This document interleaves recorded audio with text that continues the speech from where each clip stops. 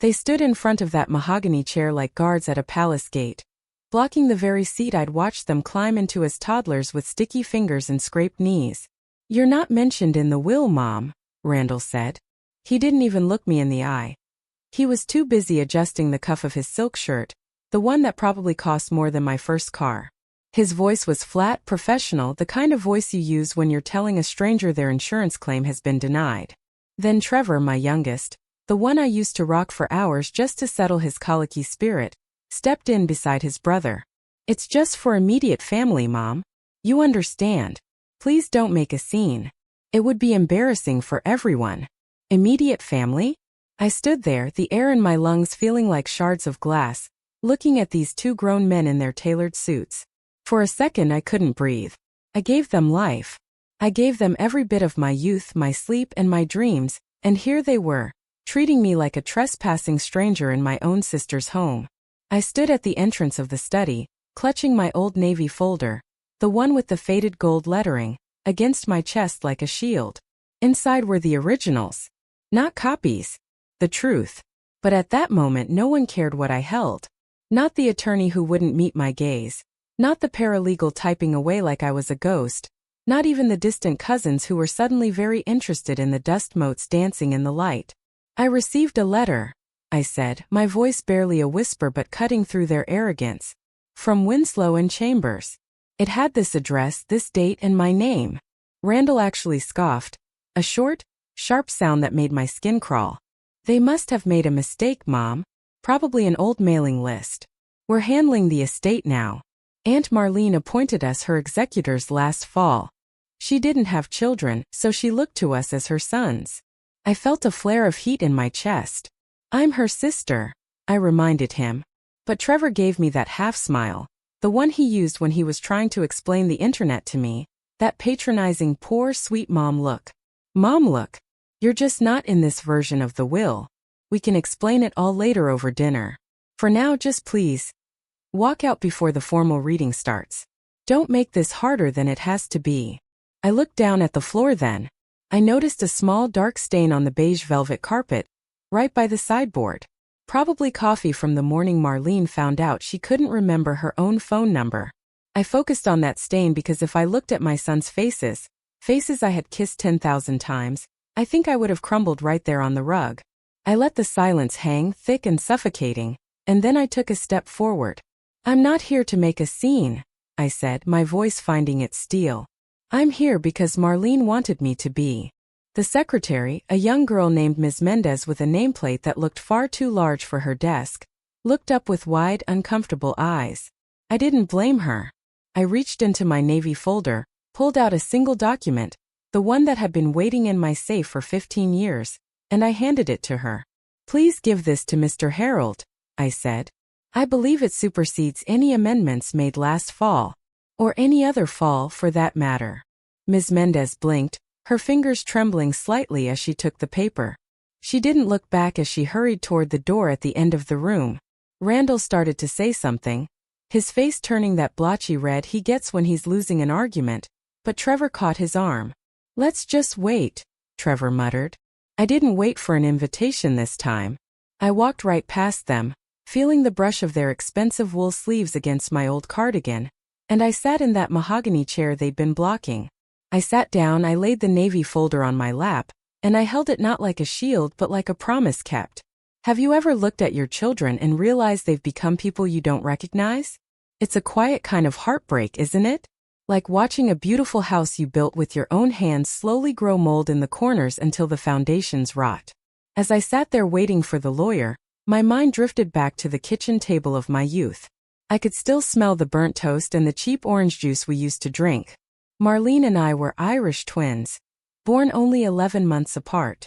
We were each other's shadows. We shared a bedroom with mismatched wallpaper, and a window that rattled every time the wind blew off the lake. She was the spark, red ribbons, loud laughs, and enough opinions to fill a stadium. I was the quiet one, the one who held the map while she drove us into the unknown. When our parents died in that terrible crash on the interstate, we were just girls. I was 19, she was 18. We sat on the curb of our childhood home and realized the world didn't care that we were alone. We sold that house, every stick of furniture, every memory, just to keep our heads above water. We moved into a drafty rental and worked 3 jobs between us. Marlene would come home from the diner with grease in her hair and coins in her pockets, and we'd sit on the floor and count them like they were diamonds. "We're going to be okay, May," she'd tell me, her eyes shining even when she was exhausted. "As long as we have each other, we're the richest girls in the county." Then came Derek. My Derek. I met him at the public library of all places. He was fixing the heating unit, his face smudged with soot, and he told me my voice sounded like music when I read stories to the children. He was a steady man, a man who built things to last. We married a year later, and soon my life was full of the noise of boys, Randall and Trevor. Marlene never married. She chose a different path. She traveled to Greece, she taught English in Japan, she managed an art gallery in Chicago. She was the aunt who brought back stories of turquoise seas and mountains that touched the clouds. She'd burst through my front door for birthdays, smelling of travel, and the boys would tackle her. "Aunt Mar," they'd scream. She'd twirl them around, feed them forbidden candy before dinner, and Derek would just wink at me. "She's here to remind them that the world is bigger than this town, May," he'd say. "But time is a thief, honey. It steals the strength from your bones and the memories from your head." 22 years ago, Derek left me. A heart failure that came without warning on a Tuesday morning. I remember the silence of the house that first night. A silence so loud it made my ears ring. Randall and Trevor were young men then, and at first they were my rocks. But slowly, the support turned into management. They stepped into their father's shoes, but they didn't have his soul. They saw my grief as a weakness to be corrected.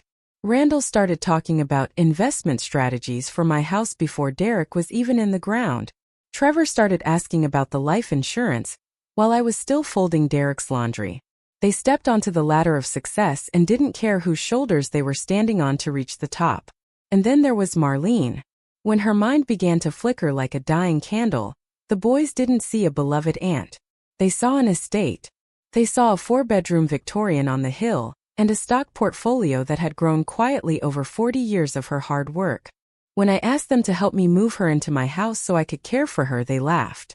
"She belongs in a facility, Mom," Randall had said, not even looking up from his phone. "She's not our responsibility. You're wasting your retirement years playing nursemaid to a woman who doesn't even know what day it is." I didn't answer him. There's no point in explaining love to someone who only understands equity. So I took her in. I turned my guest room into her world. I learned the rhythm of her confusion. I learned that she liked her tea lukewarm and her pillows fluffed twice. I learned that if I played Ella Fitzgerald, she'd hum along even if she couldn't remember my name. Sometimes she'd look at me and for a split second the spark would come back. She'd squeeze my hand twice. One for hello, one for goodbye. One night, about a year before she passed, we sat on the porch watching the fireflies. She turned to me and said as clear as a bell, "May, they're circling, aren't they? Like pigeons at a park bench, waiting for the breadcrumbs." I didn't have to ask who she meant. We both knew. That was the night we decided. We didn't want a new version of the will. We didn't want a version written by 2 sons who only visited when they wanted a signature on a loan document. The door opened and Mr. Harold stepped back into the room. He's a man who has seen 1,000 families tear themselves apart over a silver tea set, and he had that look in his eyes, the look of someone who was about to drop a very heavy stone into a very still pond. He held the document from my navy folder like it was made of gold. "Mrs. Delacroix," he said, his voice echoing in the cold study. "May I speak with you privately? This document concerns a mutual will filing from 2008. Randall stood up, his face flushing. "We were told this was a closed session, Harold. My brother and I have the updated papers from last October. Whatever my mother is clutching is clearly out of date." Mr. Harold looked at Randall over his spectacles. It was the kind of look that makes a man realize he's not nearly as important as he thinks he is. "Mr. Delacroix, the law does not operate on clearance. It operates on validity. If you'll excuse us." I followed him into the back office. It smelled of old paper and the kind of expensive tobacco Derek used to smoke. He laid the document out on the desk. "May," he said, calling me by my name for the first time. "This is a mutual will. It was witnessed, notarized and filed in the county records over 15 years ago. It's a contract between two sisters, and unless it was dissolved with the written consent of both parties, it is irrevocable. She never revoked it, I said. And I certainly didn't. He nodded slowly. Then the document your sons are holding, the one signed last October while your sister was under medical care for cognitive decline, is effectively null and void. A mutual will overrides any subsequent amendments made by a single party. Legally, you are the sole beneficiary of the entire estate. The house, the accounts, the land, everything. I sat down in the leather chair. I didn't feel like a winner. I felt like a sister who had finally finished a very long, very hard job. They don't know, do they? They suspect something is wrong, Harold said, leaning back. But they don't know the extent. Would you like me to tell them now? I thought about the way they'd stood over me. I thought about the way they dismissed Marlene's life as a version that didn't include me. No, I said. I want to go home. Let them hear it during the formal reading this afternoon. I've said all I need to say for now. I walked out of that office and I didn't look at Randall or Trevor. I walked past them, out the heavy oak doors and into the afternoon sun. I drove home, my hands steady on the wheel, and I did something I hadn't done in a long time. I sang. Just a low, quiet tune Marlene used to love. When I got home, the house felt different. It didn't feel empty anymore. Felt like it was waiting. But honey, the peace didn't last long. By 6 p.m. the phone started ringing. Then the doorbell. Randall and Trevor arrived together, their cars shrieking to a halt at the curb. They didn't knock, they pounded. When I opened the door, Randall pushed past me like he still owned the place. What did you do, Mom? What was that paper? Harold's office just called and said the reading is suspended pending a review of historical filings. What the hell did you do? I kept a promise, I said, walking into the kitchen. I started making tea. My hands didn't shake, not even when Trevor followed me, his face pale and eyes wide. Mom, Randall's saying you found some old loophole. He's saying you're trying to take Aunt Marlene's house for yourself. Tell him he's wrong. Tell him we're still the executors. I turned around and looked at them. My boys, you aren't the executors because there is nothing to execute for you. Marlene and I made a pact in 2008. We knew that one day we'd be old and vulnerable. We knew that people, even people we loved, might try to take advantage of a fading mind. So we signed a mutual will. Everything she had comes to me. Everything I have would have gone to her. It's done. Randall let out a sound that was half scream, half laugh. A loophole? You're using a 15-year-old paper to steal our inheritance? We've already made plans, Mom. I've put a deposit on a new development based on that equity. Trevor was going to expand the garage. Our inheritance? I asked, my voice rising just enough to make them stop. Marlene wasn't your mother. She was your aunt. A woman you hadn't visited in 14 months. A woman you called a responsibility and a burden. You didn't inherit anything because you didn't earn anything. You didn't even earn her time, let alone her life's work. We'll sue, Randall hissed. We'll claim she was incompetent back then too. We'll tie this up in court for 10 years until you're too old to care. Go ahead, I said, sitting down at the table. But remember what I told you. If you contest this, I will change my own will tonight. Not a cent of my house, not a penny of your father's insurance, not even the silver spoons will go to you. I will leave it all to the library. Or the cat shelter. Or to Claire. The mention of Claire made Trevor flinch. Claire is my cousin's granddaughter, a sweet girl who works at the library, and used to come over every Sunday to read to Marlene when she couldn't see the pages anymore. She never asked for anything. She just brought lemon squares and kindness. Claire. Randall sneered. She's practically a stranger. She's the only one who showed up, I said. And in this family, that's what makes you immediate. They left eventually, hurling threats like stones, but they didn't see that I was already armored. That night, I sat in Marlene's room. I looked at the quilt we'd made together, the one with the crooked stitches in the corner where she'd laughed too hard at a joke I told. I felt her presence there, a warm, bright spark in the quiet. I realized then that I wasn't just fighting for a house or a bank account. I was fighting for her right to be remembered as she was sharp, independent, and loved.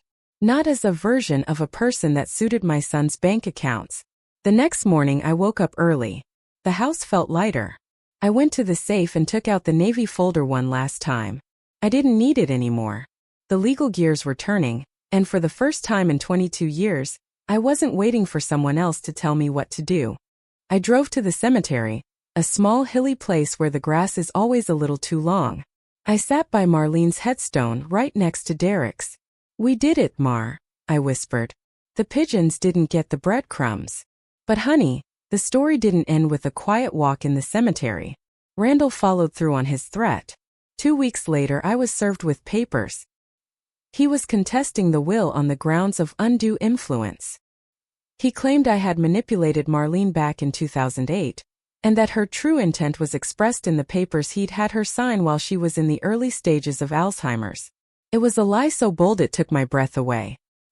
He was willing to drag his own mother through the mud to get his hands on a Victorian house on a hill. I called Trevor. "Are you part of this?" I asked. There was a long silence on the other end. "Randall says it's the only way to get what's fair, Mom. He says you're being emotional and that Aunt Marlene would want us to be taken care of." "And what do you think, Trevor? Do you think your aunt would want you to sue me?" I just want this to be over," he whispered. "Randall's paying for the lawyer. I'm just going along with it." Going along with it is a choice, Trevor. Remember that. I went to the hearing. I wore my best navy suit, the one I'd bought for Randall's wedding. I sat across from my own son in a room that smelled of floor wax and regret. Randall's lawyer was a young man with a sharp haircut and a voice like a buzzsaw. He talked about diminished capacity and maternal pressure. He painted a picture of me as a calculating woman who had spent 15 years plotting to steal an inheritance from 2 hard-working men.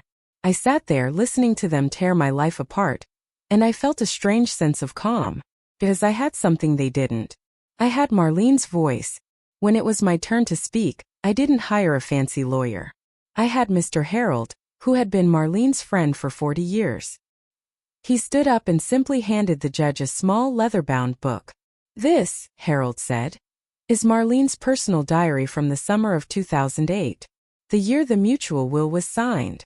The judge, a stern woman with iron-gray hair, flipped through the pages. I knew what was in there. Marlene had written it after a particularly bad weekend when Randall had asked her for $50,000 to flip a house and had yelled at her when she said no. She'd written, "My nephews look at me like I'm a vault they haven't found the combination to yet. Thank God for May. She's the only one who sees the woman, not the bank. We're going to Harold's tomorrow to make sure she's protected. I don't trust the boys to look after her once I'm gone. They have their father's ambition but none of his heart." The judge read the entry aloud. The room went so quiet you could hear the clock on the wall ticking. Randall's lawyer tried to object, but the judge held up a hand. Then she looked at Randall and Trevor. "Gentlemen," she said, and her voice was like ice, "there is a significant difference between undue influence and earned trust. This diary, combined with the medical records from 2008 showing the decedent was in perfect health, makes it very clear what her intentions were. This contest is dismissed. And frankly, I am appalled that we spent the court's time on it." Randall stood up, his face white. Trevor looked at his shoes. They tried to speak to me in the hallway afterward, but I just kept walking. I didn't have any words left for them. Not that day. I went home and I called Claire. "Honey," I said, "I'm going to need some help with the garden this weekend. And I think it's time we talk about your college tuition." "Aunt May, you don't have to do that," she said, her voice soft and surprised. "I know I don't have to, Claire. That's why I'm doing it." The months that followed were a time of rebuilding. Not the house was fine, but my own spirit. I realized that for years I had been shrinking myself. I had been making myself small so my sons could feel big. I had been apologizing for things that weren't my fault just to keep the peace. But Marlene's gift wasn't just the house or the money. It was the permission to be the main character in my own life. I started a scholarship in Marlene's name at the local library for girls who wanted to travel. I repainted the Victorian on the hill and turned the ground floor into a community space where seniors could come and play cards or just talk. I hired Trevor's former partner, the one who had been honest, to handle the maintenance. And Trevor? Trevor came around. It took 6 months and it started with a quiet knock on the door and a box of Derek's favorite donuts. He didn't ask for money. He just asked for coffee. We sat on the porch, and he told me that he'd left Randall's business firm. He said he couldn't look at his brother the same way anymore. He said he missed his dad. I didn't forgive him right away. Forgiveness is a harvest, not a seed, but I let him sit with me. And sometimes that's enough. Randall hasn't called. I hear through the grapevine that he's doing well, that he's bought another property, that he's as charming as ever. I hope he's happy. I really do. But I also know that he's living in a world where everyone is a transaction, and I know how lonely that gets when the lights go out. I'm sitting on my porch now watching the sunset behind the dogwood tree. It's bigger now, its branches reaching over the fence. I have a cup of tea in my hand, and it's exactly the temperature I like.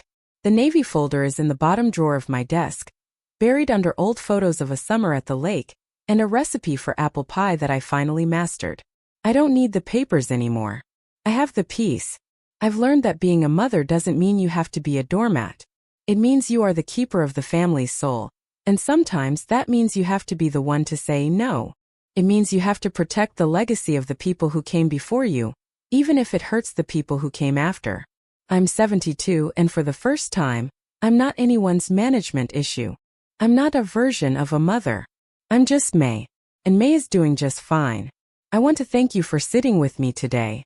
It's not an easy story to tell, and I know it's not an easy one to hear. But I think we need to talk about these things more. We need to talk about the weight we carry as we get older, and the courage it takes to stand up for ourselves when the world, and even our own blood, tries to tell us we're finished. Every mother gives pieces of herself away. We give our bodies, our time, our hearts. But we have to remember to leave something for ourselves. We have to remember that our lives have value that isn't measured by how much we give to others. If you've ever felt like you were being erased, if you've ever had to fight for your place at the table, I want you to know that you aren't alone. I see you. Marlene sees you. We're all standing together, clutching our own versions of that navy folder. I'd love to hear your story. Have you ever had to find your strength late in life? Have you ever had to choose between family peace and your own dignity? Leave a comment below. Let's create a space where our voices aren't just versions, but the whole truth. Take care of yourself, darling. Drink your tea while it's hot. And remember, it's never too late to be the woman you were always meant to be.